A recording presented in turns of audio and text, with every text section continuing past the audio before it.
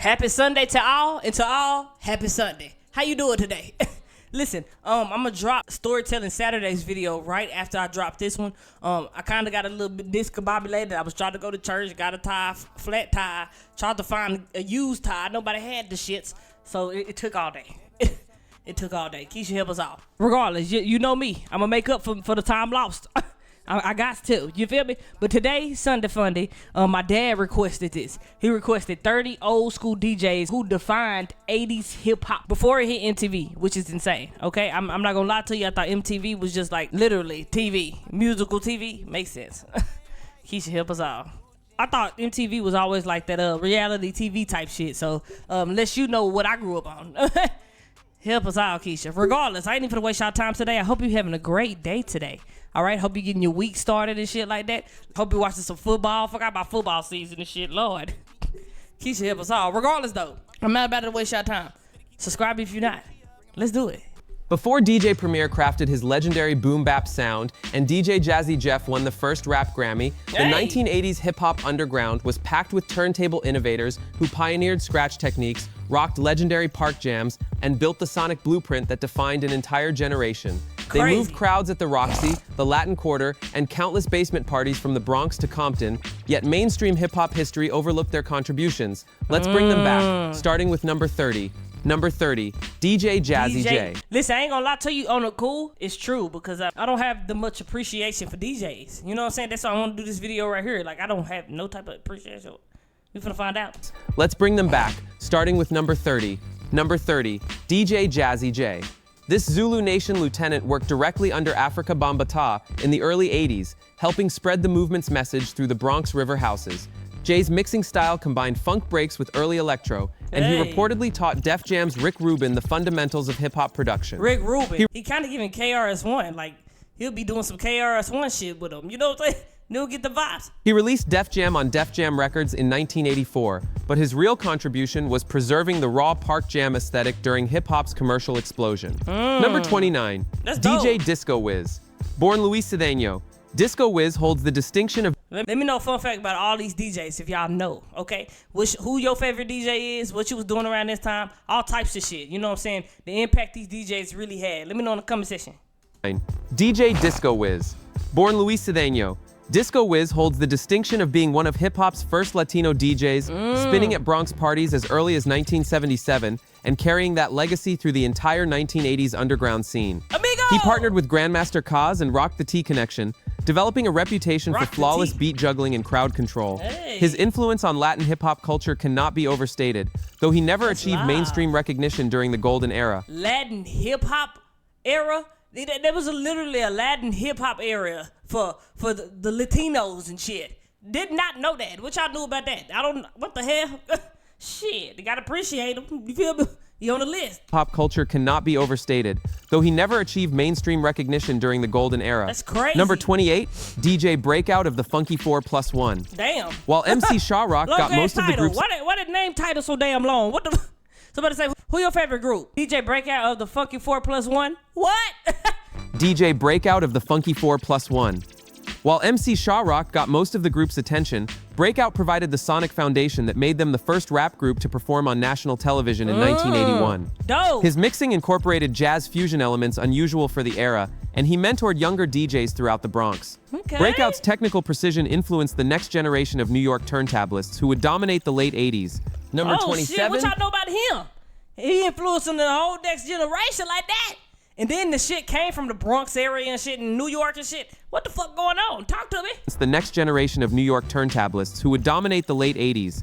Number 27, DJ Charlie Chase from the Cold Crush Brothers. Chase brought a musical sophistication to hip-hop DJing that separated him from his peers, incorporating Latin percussion and salsa rhythms into his sets. He was one of the first DJs to scratch in key with the music, creating melodic scratches rather than just rhythmic ones. Throughout the 1980s, Chase remained the Cold Crush's secret weapon during legendary Harlem World and Disco Fever battles against Fantastic Five. And Alright, so one thing. Why does dude look like the dude off of Boys in the Hood? That was with Ricky when he got shot. The one that said, Ricky! Also, second thing, why we ain't got like they samples? No sample of they like set or something like that. Like I want to hear it. I want to just talk about it. The fuck going on? Against Fantastic Five and others.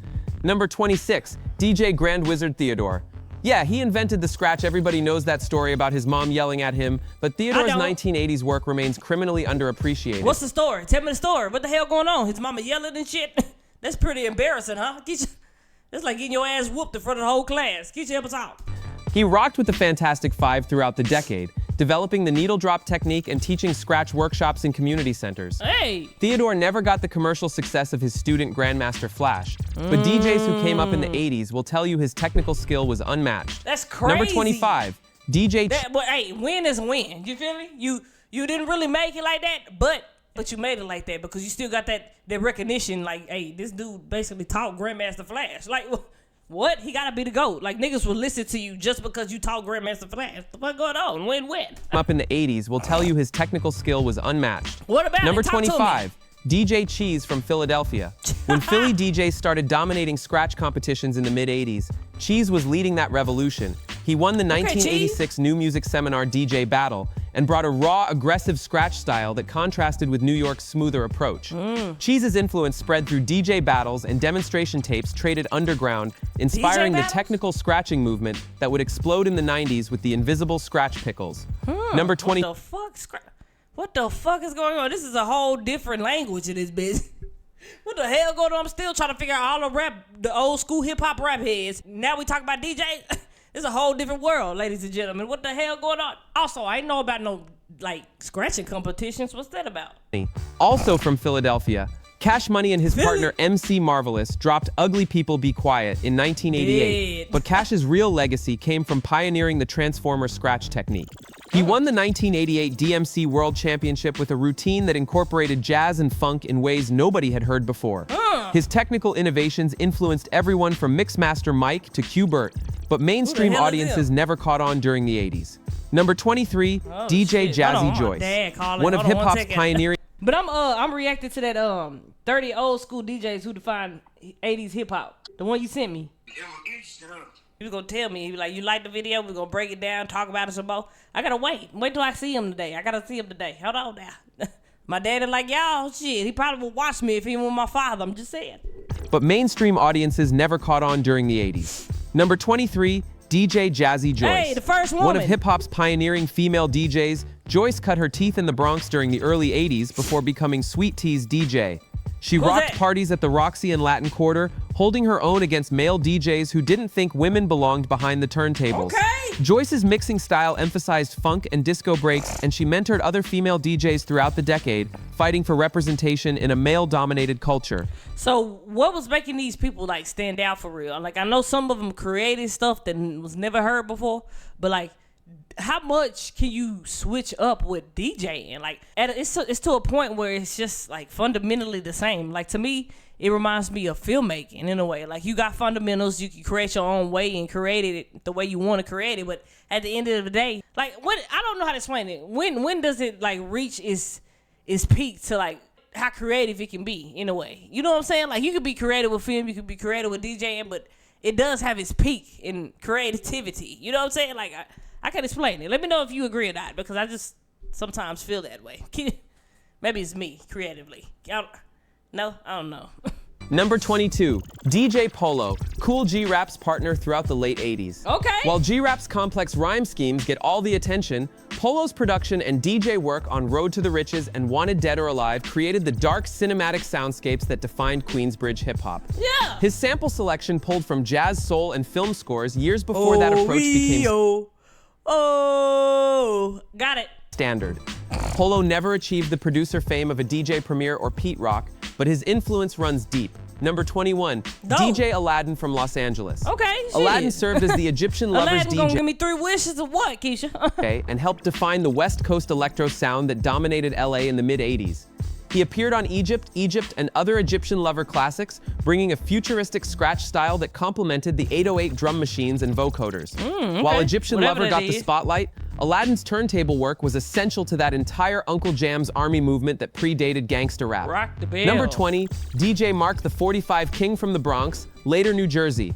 Mark produced the 900 number for the 45 King Collective in 1987, showcasing his breakbeat mastery. On a cool, it shows me how much I don't know. You know, who the fuck is these group? Who are these people? But I guess it's early 80s and late 80s, so I really don't know type shit. Somebody help me out. 45 King Collective. And have I went this far back yet? Let me know. In 1987, showcasing his breakbeat mastery. He was Queen Latifah's original DJ in the Flavor Unit and produced early tracks for Apache and Lakeem Shabazz. Okay. The 45 King's sample flipping technique influenced countless producers, and he was one of the first to mine rare funk 45s for obscure breaks. What's that? His production blueprint shaped 90s boom bap completely. Number 19, DJ Boom Bobcat bap. from the Bronx. Bobcat was down with the It's crazy how all these people come from New York. I guess that shit was just New York heavy. You know what I'm saying? Like, can't nobody do it like New York dudes, huh? I'm sure it was other DJs in other areas, right? No. in the Crates crew's earliest formations, spinning at underground parties throughout the late 80s. His mixing incorporated Latin percussion and rare funk breaks, creating a sophisticated sound that influenced Diamond D and Showbiz. Though DITC didn't release official records until the 90s, Bobcat's 80s party tapes circulated through the 5 boroughs, building the crew's reputation as having the illest DJs and producers in New York. Number 18, DJ Cutmaster DC from Los Angeles. DC was Young MC's DJ and co-produced Bust a Move, the crossover smash that went platinum in 1989. What the fuck But is before that? that commercial success, DC was deep in the LA underground, spinning mobile DJ gigs and developing the clean, radio-friendly production style that would dominate pop rap. Can y'all at least let me know, like, which DJ I can react to? Like, I can react to all of them if we could.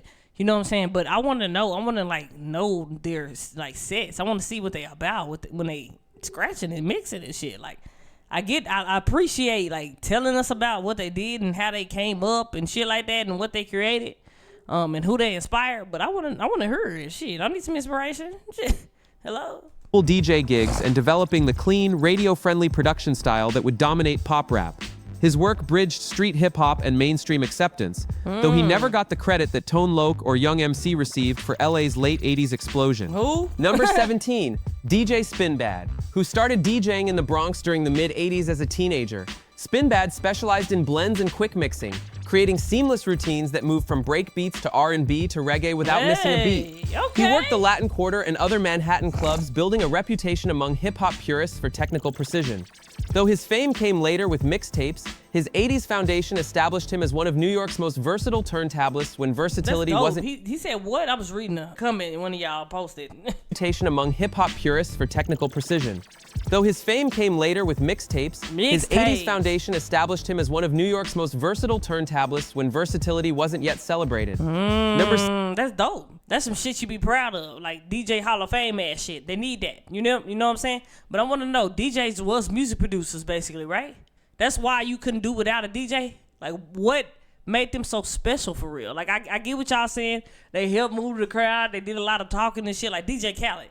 Like, I think DJ Khaled is like in the mix of both. Like, he talk, but then he also make the beats type shit. Him as one of New York's most versatile turntablists when versatility wasn't yet celebrated. That's dope. Number 16, DJ Eddie F. from Flatbush, Brooklyn. Eddie co-founded the Untouchables crew, which later became Heavy D and the Boys. He produced and DJ'd on Heavy D's Living Large album in 1987, helping create the New Jack Swing sound that fused hip-hop and R&B. Eddie F's production... I forgot about Heavy D. What y'all got on that Heavy D track? What you got on my Heavy D? You know how nigga be, what you got on my 50? Red, look at that.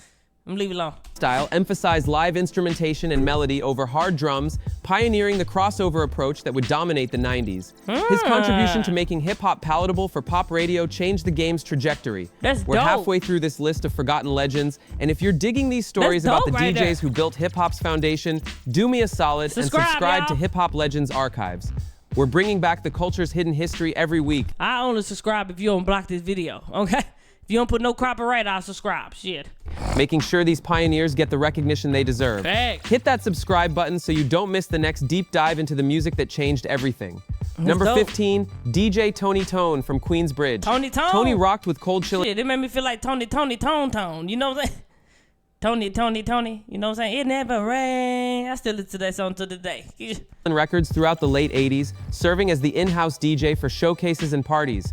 He was close with Biz Markie and Big Daddy Kane, providing DJ support during their early performances. Tony's mixing style emphasized clever blends and unexpected sample combinations, influencing Marley Marl's production approach. I was gonna say that. So what about Marley Marl? Though he never released records under his own name, Tony's presence at every major Cold Chillin' session made him the crew's unofficial musical director. Okay. Interested number 14. That's dope. DJ Woody Wood from South Central Los Angeles. Woody Wood. Woody was instrumental in developing the LA gangsta sound before Dre and Yella locked it down. He DJ'd for King T's early performances and spun at Radiotron parties where NWA got their start. Woody's mixing emphasized hard funk breaks and minimal scratching, letting the beat breathe, an approach that became the West Coast signature.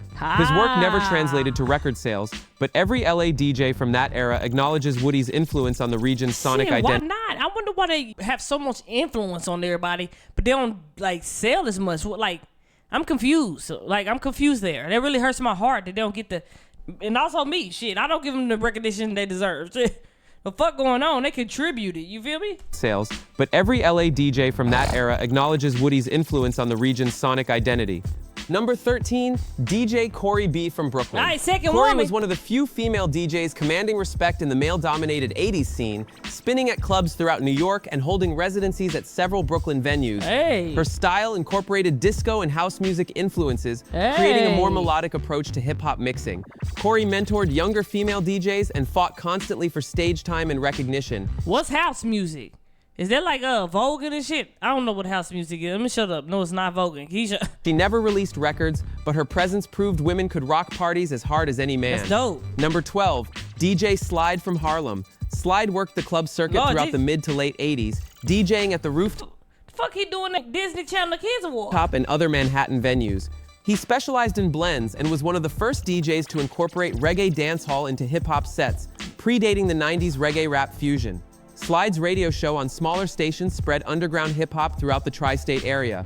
His mixing tapes, passed hand to hand, influenced club DJs across the East Coast who wanted to expand beyond straight breakbeat mixing. Number 11, DJ Africa Islam. Not to be confused with Africa Bambaataa, Islam was a Zulu Nation I don't know now one of them anyway. DJ who worked with Ice-T on the West Coast, helping bring New York DJ techniques to Los Angeles. He appeared on Reckless in 1984 and other early Ice-T tracks, bringing scratch skills that few LA DJs possessed at the time. Islam's cross-country influence helped unify hip-hop's coasts before the rivalry. Bro, I did not know Ice-T was a rapper. Did he go hard? Let me know. Narrative took over, proving that DJ culture could transcend geography when skills were respected. Number 10, DJ Battlecat from South Central LA. Before he became a super producer in the 90s and 2000s, Battlecat was a teenage DJ spinning at house parties and school dances in the mid-80s. His early... You gotta start in small rooms, like Andre 3000 said on that speech for the Hall of Fame. You start in small rooms. Cat was a teenage DJ spinning at house parties and school dances in the mid-80s. His early work emphasized heavy bass and minimal high-end, creating a sound that would later define West Coast G-Funk. Battlecat was influenced by Egyptian Lover and the electro scene, but he stripped it down to raw funk, laying groundwork for the gangsta era that would make California hip-hop a commercial powerhouse. So, did he work with our boy? Did he work with Nate Dogg and shit? Like, what's up? Laying groundwork for the gangsta era that would make California hip-hop a commercial powerhouse. Number 9, DJ Slip, who worked with Double D and Stansky on the legendary Lessons series starting in 1983. These cut-and-paste audio collages revolutionized how DJs thought about sampling and composition. Slip's contribution involved sourcing obscure records and suggesting sample combinations that created narrative through sound. While Steinsky got most of the credit, Slip's DJ sensibility and... Why that shit sounds so deep? I want to hear it again, like the way he said it. Oh, fuck? Like, what the fuck? What makes you different? Listen to what made him different. That's some different shit. What the fuck going on? These cut-and-paste audio collages revolutionized how DJs thought about sampling and composition. Slip's contribution involved sourcing obscure records and suggesting sample combinations that created narrative through sound. That's crazy. While Steinsky got most of the credit, Slip's DJ sensibility and record knowledge made the lessons possible. I was just gonna say that. Like, that sound like some practice make perfect shit, some knowledge shit, some rabbit hole shit. Like, you... What the fuck? Come on now. Shit. That's why Ice Cube with him, ain't it? Hold on now.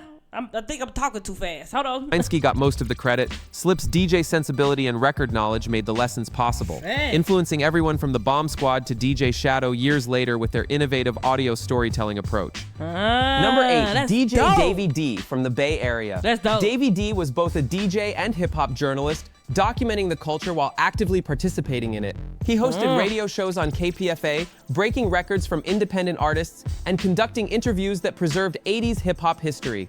Davy's Where they DJ at? sets incorporated political commentary and African-influenced rhythms, connecting hip-hop to larger Black liberation movements. Dope. His dual role as DJ and historian made him uniquely positioned to understand and preserve the culture's evolution throughout the decade.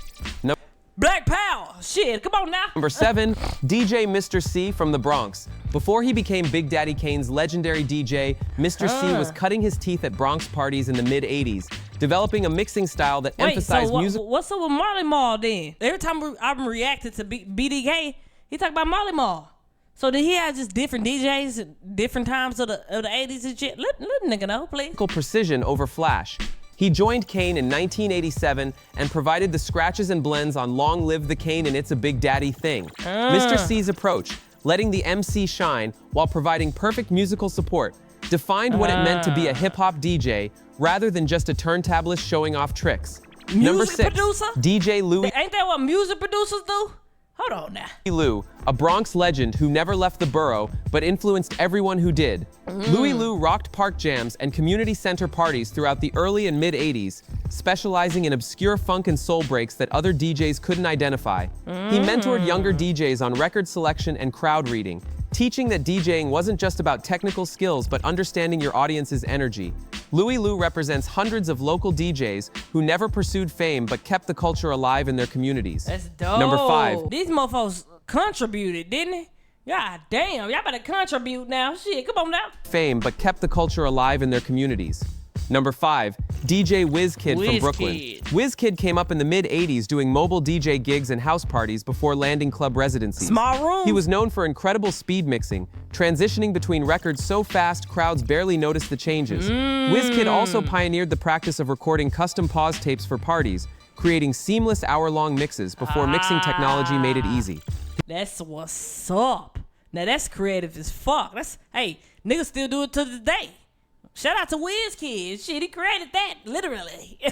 Before music machines could. His innovation influenced mobile DJs across the tri-state area, though his name never appeared on any records during the decade. That's crazy. Number 4, DJ Easy Lee of the Cold Crush. One thing I do appreciate is how they appreciate the artists, but then go back to say how we didn't appreciate the artists. That's insane. Say again how DJs was inspired, but then say we still ain't appreciate him because he didn't get the recognition he deserved. That's insane. Brothers.